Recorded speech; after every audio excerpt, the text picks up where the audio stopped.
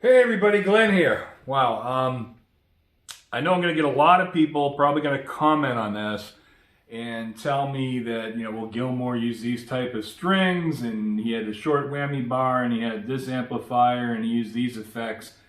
The purpose of this video today is to talk about an easy way for you to get that Gilmour sound on a budget, okay? So, first off, I think the thing that's important to note is that he used, a few effects. And again, somebody out there is going to say, well, use this type of effect and this and that. Again, I just want to talk a little bit about how you can achieve that without breaking the bank, okay?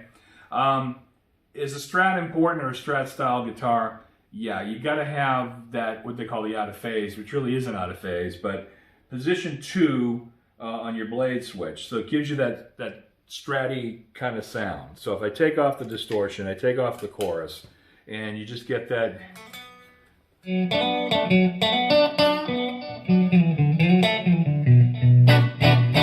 When you add your distortion and your chorus in there, you're going to get a lot more sound. Now the thing that I like to do is I like to match my delay by tapping with the tempo of the song. So if I go back to the track briefly, and I just go to the beginning of the track. 2, 3, 4, 1, 2, 3, 4. So what I did is I tapped out the delay so that it's, if you can hear that. So now that's going with the tempo of the song that you're playing along with. Whether you're live band or you're playing to tracks. The second thing is you need some distortion, delay and reverb, and then the frosting on the cake for me is the chorus.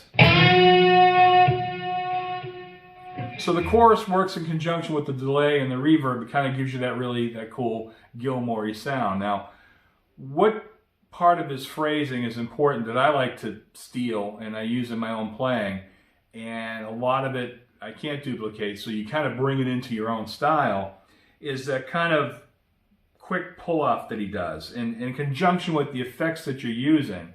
And let me talk a little bit about the effects I'm using before I get into that. I'm using a Dunlop volume pedal. I am using a original Tech21 Fly Rig, so I'm using the distortion on that with the plexi, the Sans amp with reverb, and the built-in delay. I'm using an old Analog Chorus, an MXR Analog Chorus Bucket Brigade, $90 Analog Chorus. I think they still sound the best in my opinion. So let's get back to his phrasing a little bit.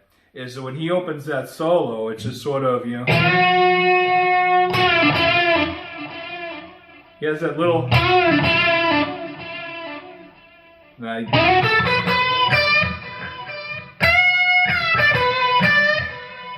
So his bends are very specific as to what he's trying to achieve. So if I take off all this stuff, where I just have, a naked amp, this is what it would sound like.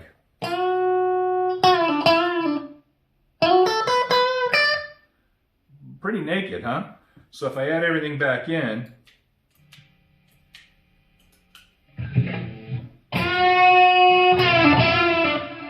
so it kind of really makes the sound.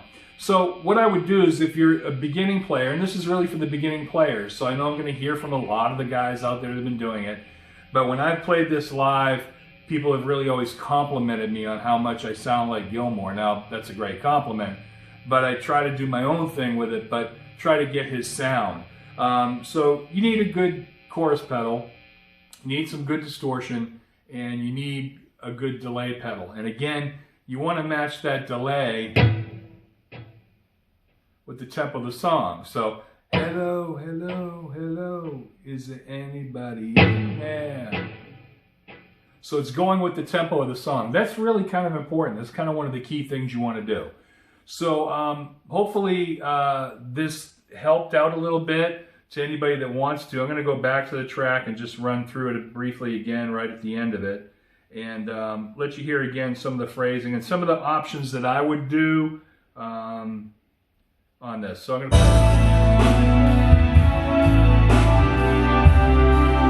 You want that big attack when you come in.